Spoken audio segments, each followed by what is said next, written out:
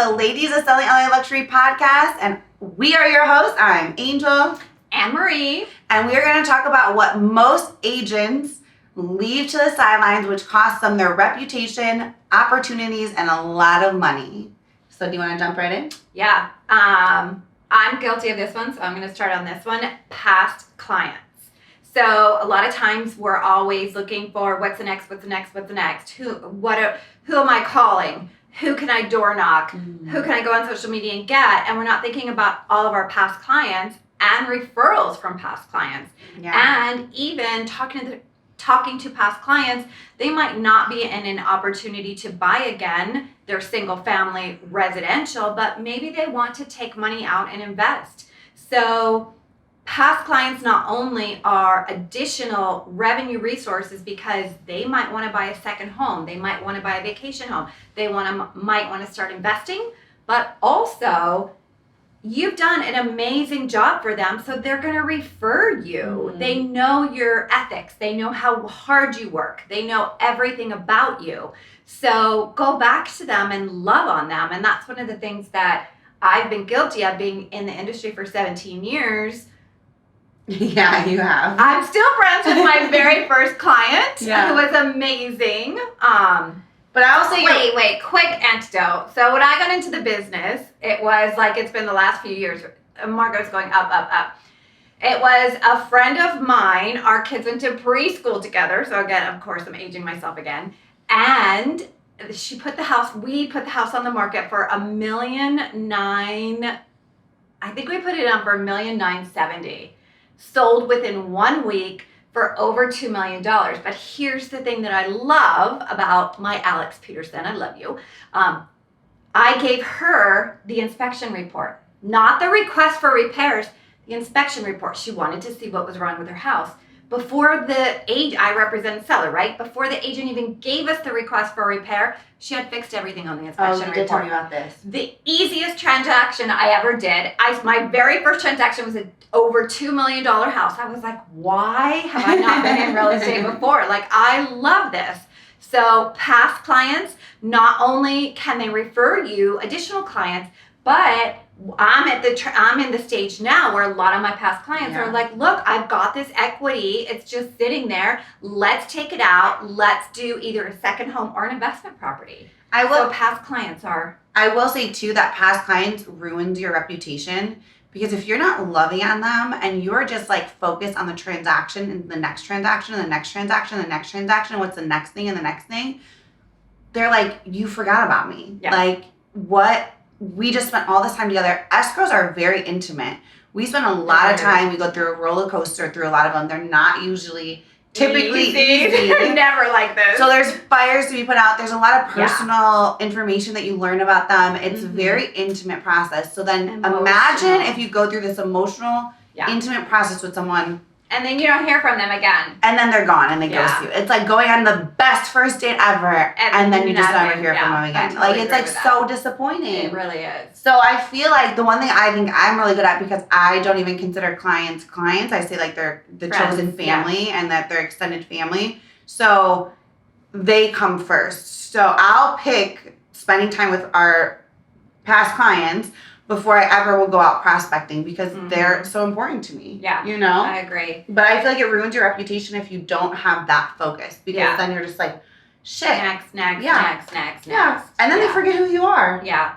Well, there's this statistic out there, I don't know what it is, but like, I don't know, 80-90% of the people a year from when they close their transaction don't even remember the real estate agent's name. It's like this crazy statistic. So, So past clients, loving on them and making them another client again, for that second, that vacation property, that income property, whatever it is. And don't forget, just last thing on that, they are the reason that you got that check and that you're in business. Exactly. So love on them and be grateful for them.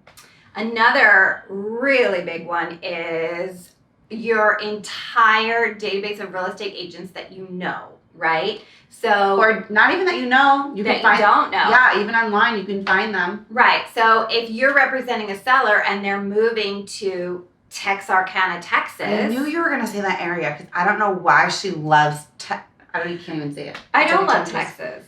I know you always use that example for Well, location. But I also use 123 Banana Street. Well, everyone does because Tom Ferry does. That's true. Yeah. So if you're going to Boston, Massachusetts, where I grew up, okay. so if your client's moving, you have an opportunity to make money. You find, and it's not even about making the money. Like, yes, we're I was all just going to business. stop you there because I was going I to say know. that is not the most important part. No, It's servicing your client. Ensuring that they don't get put in the wrong hands and it's a nightmare and then they're calling you, begging you to help them in a place that you don't know anything about what's going on. So it gives you the opportunity to vet out agents that are like yourself, that have integrity, that are there to do the right thing. We all know agents that are there just for the money. 100% we do. So you want to make sure that your sellers that are moving to wherever it is, whether it is in the same county maybe, or in the same state, California is a very large state, or anywhere out of the state, or the country for that matter, moving to Italy, moving anywhere, right? You want to make sure that the agent that they represent them in the purchase of their home is similar to you, has the same values, has the same communication skills, is like you. We talk a lot about in all of our different episodes how different Angel and I are, how corporate I am, how corporate she's not. So making sure that that agent out there is the right agent for your clients. And also knowing that, make sure that they know their market. You don't want to put somebody, in a buyer that you're selling their home. You need to communicate with that agent a lot, right? Because most of the time, the funds that they're selling here is going to finance the purchase there. But even if it's not because they're selling to buy, sometimes they're just investing in other areas or whatever. It could be a friend or a family member of them. Don't just step out of the process. Make sure that you're involved in the process. You're checking in with that real estate agent. You're ensuring you're checking in with that person that you're referring them because you want to make sure that they're in good hands and that they're not unhappy throughout the process. Because if you're referring them, that's your reputation on the line. So you need to know. 100%. So, and then of course, I know that I don't like to talk about it, but it is true. You do make money off those referrals. So it's maybe not common knowledge for other people if you're watching and you're not in the real estate industry, but that is a whole nother source of income that you can have because the idea is you would have never had that client if it wasn't for that connection. So you're grateful, so you give a referral fee. We give referral fees. We give very high referral fees all the time because we're so grateful for the business. And so that is a whole secondary income, right? Yeah. So if you're from a different place, like I'm from Cleveland, I don't personally do this with my Cleveland realtor because we invest with him too, so we love on him. But if I wasn't investing there and buying my own properties there, I would be taking a referral fee for everyone that goes to him. Right. But the last one I want to talk about, which is so important, is expansion. So once you have, and I love this topic because I love the macro of everything. I'm like the crazy one with the big vision of we're going to do all things. So once you have a foundation set and you become the leading expert in whatever it is you started with, which is typically for most people, you become a buyer's agent, then you become a really great listing agent. Yep. If you skip the buyer's agent and go to listing agent, we can usually tell. So you're probably not that good because you've never worked with buyers and you're probably an asshole. And then I'm just being honest. Wow. Typically, I can tell the difference. You definitely can tell the difference. You're not all assholes. But most of you guys, most of them. I was a buyer's agent first. I tell all of our agents that they can do both, but I strongly recommend that they have a really good experience working with buyers because it's a different side. Different mindset. Yeah, totally it's different very mindset. different and you need to know what it's like to be in those shoes. So when you're vetting out the buyers and the buyer's agents and you're trying to tell your clients which offer to accept or not to accept, you understand what it's like to be there. Yeah. It's very hard if you've never done that. So even if you're not a jerk about it, you're probably not good and experienced about it. So, but my point is whatever you start with, which is typically that, there are so many opportunities in real estate to make money. So we have a leasing division. We have leasing LA Luxury. Developing LA Luxury. Soon we're going to have managing LA Luxury, which is property management. Yeah. We have and our own investments. So soon we'll have investment portfolios. So you can expand into different markets. So everyone hates leasing. There's so much money to be made in leasing. Don't hate leasing. Tenants and landlords need representation too. Mhm. And so and that is actually quick money because typically rentals go off flying off the shelves here. But it's not only quick money. Like if you do it right? Like we just talked about loving on our past clients. You love on those leases. You need to find the motivation. Like why are they leasing? Maybe they just moved to LA And they need to and explore neighborhoods. they want to explore neighborhoods. That is the perfect opportunity to get $1 million, $2 million client, $10 million client because they need to lease. Or, there's so many opportunities with leasing. You need to love on those lease clients. So there's so many different ways that you can make money. So like expansion is key. Become an expert in what you start with. So don't just go in there and be like, I'm going to do all things. And then you fail because you're not good at everything. Yeah.